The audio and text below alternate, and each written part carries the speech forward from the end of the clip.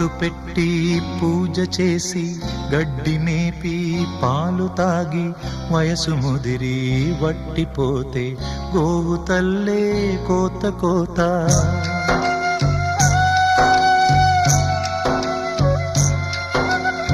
బొట్టు పెట్టి పూజ చేసి గడ్డి మేపి పాలు తాగి వయసు ముదిరి వట్టిపోతే గోవు తల్లే కోత కోత.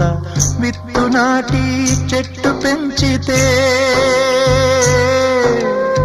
చెట్టు పెరిగి పళ్ళు పంచితే తిన్న తీపి మరిచిపోయి చెట్టు కొట్టి కట్టెలమ్మితే లోకం